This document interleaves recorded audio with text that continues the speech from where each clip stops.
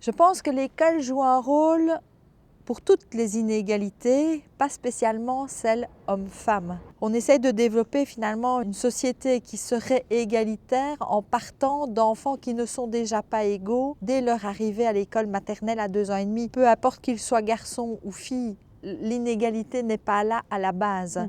Finalement, c'est après qu'elle s'inscrit, cette inégalité-là, au niveau du genre, mais elle n'existe pas, je trouve, à 2 ans et demi. L'école, elle doit travailler principalement, je trouve, sur la lutte contre les stéréotypes. On en a tous. C'est issu de notre patrimoine culturel, environnemental. On est tous empreints de stéréotypes, comme je pourrais dire, malgré nous, on est dans des stéréotypes. Et l'important, c'est cette prise de conscience pour justement sortir de ce schéma-là, qui est un schéma finalement culturel.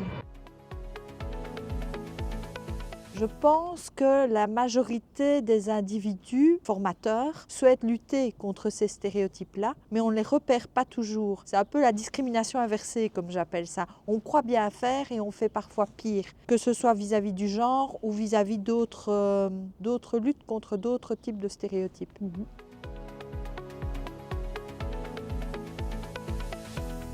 Je pense qu'il y a eu des actions qui ont été menées. On a vu par exemple au niveau de la littérature jeunesse un renouveau centré sur le genre, au niveau aussi des jeux et des jouets. On ne catégorise plus comme avant. Il n'est plus maintenant au niveau des déguisements pour le carnaval, au niveau des ateliers, du jeu des fers-semblants, etc. On ne cantonne plus les petites filles au magasin et à la dinette et à la poupée, et aux petits garçons au garage et à la caisse à outils. Oui, il y a des avancées qui ont été faites. Donc voilà, maintenant je sais aussi que dans certaines écoles, on s'oriente vers des toilettes mixtes. Je pense que tant qu'on parlera de la différence de genre, c'est qu'on n'aura pas résolu le problème du genre. Donc même ça a changé à travers l'histoire, parce que les filles étaient bleues et les garçons étaient rouges. Oui. Et si je le sais, c'est parce que justement, on a eu un projet, par exemple, dans une école, qui, au travers de marier les sciences avec l'histoire, expliquait que ici et maintenant, nos représentations ne sont pas nécessairement les mêmes qu'ici dans le passé, ou qu'aujourd'hui ailleurs. Et donc finalement, il n'y a pas une vérité. C'est important que l'enfant se situe et se dise, quel que soit ce que je suis, j'ai ma place. Oui, ça serait illogique de dire que l'école serait hors société. L'école fait partie de la société. S'il y a des stéréotypes dans la société, il y a des stéréotypes dans l'école. Certains même partent vers nous. Par exemple, dans l'enseignement fondamental, c'est un milieu essentiellement féminin. Donc rien que par son contenu, on véhicule déjà pour les élèves une certaine forme de stéréotype, comme si la société n'était que unigenrée.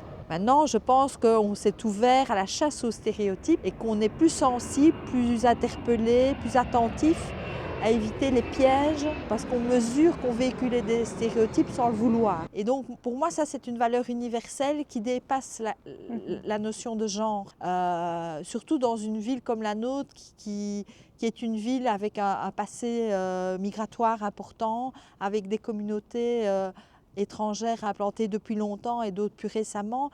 Et moi, ma volonté, mais vraiment au plus profond, c'est que ce maillage-là prenne et qu'on s'accepte tous dans son identité, mais quelle qu'elle soit, genrée, culturelle. Pourquoi se poser finalement trop de questions et de mettre des gens systématiquement dans des cases? Plus on catégorise les gens, plus on divise finalement la société. L'idée, c'est de supprimer les cases, quelles qu'elles soient, et de se dire que on voit la personne comme individu et pas avec une lunette spécifique. Et je pense qu'à l'école, on doit... J'aime pas trop le mot tolérance parce que le mot tolérance, il est associé au verbe tolérer. Et tolérer, c'est oui, allez, bon, je veux bien que tu viennes à côté de moi, mais c'est parce que je le veux bien. C'est ma décision de... C'est pas suffisamment fort, ça. On ne peut pas tolérer, on doit accepter. Ça doit être naturel. Donc, ce principe de tolérance, moi, j'aime pas le mot. J'aime pas le principe non plus, parce que ça présuppose finalement que ça reste du propre chef de celui qui accepte que l'autre entre dans sa sphère. Donc, il y a toujours une domination d'un individu sur un autre, alors qu'on doit tous vivre selon un même pied d'égalité.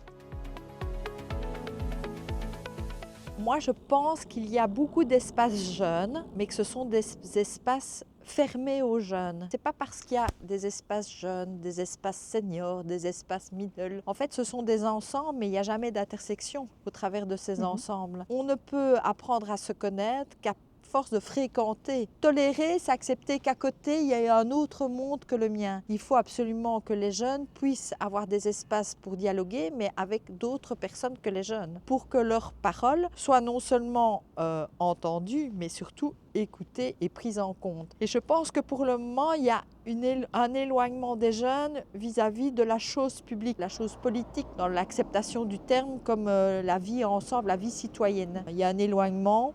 Et il faut aller rechercher justement ce public-là qui est la société de demain pour la mettre finalement en débat, en véritable débat d'idées avec un public qui n'est pas que jeune.